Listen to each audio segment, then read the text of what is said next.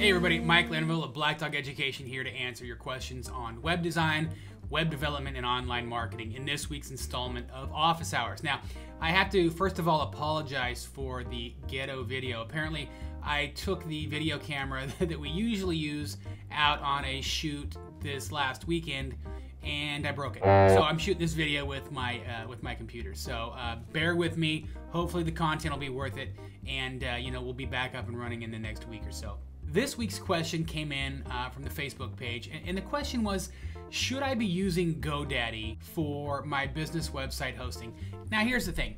With website hosting, this question came in about GoDaddy, but realistically, we could talk about the same question for any one of the hundreds, if not thousands, of low-tiered web hosting companies that are out there, right? Companies like GoDaddy, Bluehost, HostGator, One-on-One. There's a bunch of these companies that'll charge you $4, $5, $6 for hosting, and the question really kind of goes for all of them. So here's what happens. When you investigate a company for your web hosting, they really all serve pretty much the same purpose. They all have the same types of services.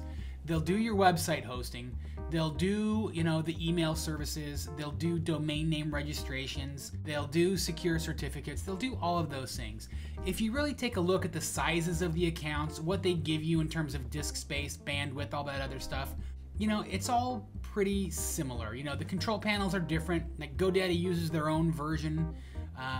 Bluehost, for example, uses a control panel called cPanel. I like that one. Some are easier to use than others, but realistically, that just boils down to a personal preference. In my honest opinion, my humble opinion, if you will, what makes a what makes a hosting company worth your business really boils down to two things. And the two things that you need to be focused on are what are called server usage and support. So when we talk about server usage, really what we're talking about is the performance of this server. How is the server handling all of the requests that are being sent to it? Now, for whatever reason, some people get mesmerized by a $5 web hosting. Oh, it's just hosting. It's all got to be the same. Well, the fact of the matter is that all hosting isn't the same. The real difference between a $5 hosting server and a $10 hosting server is that there's probably twice as many websites on the $5 hosting server. Companies that do hosting, they're in business. They're not there to, for these altruistic reasons or whatever the case may be. They're there to do business. So, if they can put more people on a server, then they'll do that.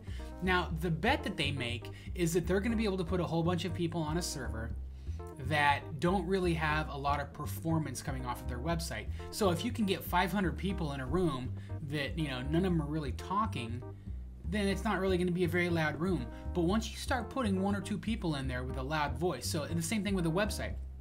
Once you actually get a couple of websites on that server that really start drawing a lot of traffic, what happens is that decreases the performance for everybody. So when we're talking about server performance, one of the key things that I like to look at is load. It's called the server load, and that is it's a number of and it's a representative number of how the requests are being processed on the server. So for example, if you run a command on a Linux server called top, what that'll do is that'll give you an idea about all of the different processes that are currently running at that point in time. All right, so here on screen, what we're looking at are two windows side by side. And what these are is these are terminal windows that are logged into two separate servers. So the server on the left is the Black Dog Studios hosting server. This is our dedicated server. This is what I would consider an undersold server. So if you take a look at the very top line, the area that we're concerned about is this one right here that says load average. And you'll see it says 0.43, 0.41, and 0.33. And those are the loads on the server currently for the last 5 minutes, and I believe it's for the last 15 minutes. Now, if we take a look at the window on the right-hand side, this is the same command. It's called a top command. It runs the top processes that are running on the server, but this is the exact same process running on a Bluehost server. Now, if we take a look at the load averages for Bluehost, we're going to see that this is reading a 9.37 1.93 and a 9.84. Again, ours is 0.33, theirs is 8.93. And what happens is when you have load values that are under a 1, so 0.99 and below, what that means is that these processes, requests to the server, are handled as soon as they come in. Anything over 1 goes into a queue and it has to wait to be processed. So, obviously we're talking 0.78 right now versus an 8.4. That's at least a factor of 10. And realistically what that is, one server probably has 50 clients on it, the other one probably has 500. That's performance, and that's really what you should be looking at. At least that's one of the things that you should be looking at. Now the second thing, and I think this is probably the most important thing that you should really be looking at when you are talking about setting up a hosting account for your business website, and that's support. Now you obviously can't afford, or you shouldn't have to put up with your site going down. But I can't sit here and tell you that, well, bad hosts always break, good hosts never break. Hosting servers are just computers. They're machines. They break sometimes. Sometimes things happen. Here's the key. When something does happen, when and if something does happen, first of all, how long is your site going to be down? And then second of all, are you going to be able to find somebody that can help you as quickly as possible? Are you going to have to go through a process where you get handed from one tech to another tech to another tech before you can get your issue solved? Or are you going to be able to get on the phone, call somebody, get the issue handled, and then be done with it? Because realistically, as small business owners, you're busy. You don't have time to be dealing with this kind of stuff, right? The reason why we provide hosting here at Black Dog Studios, I only do it for my clients, so if you're not a client of mine, don't even ask. But the reason why I offer hosting for my clients is because it's a service, right? When a client calls me, whether they want to have an email account set up, whether they have an issue with their website that we need to take a look at, they don't go into some sort of a phone tree. When they call, they get me or one of my technicians, and we handle them right then and there. There's no need for a second call. There's no need for anything else like that. That's the reason why we host. Do we make money on it?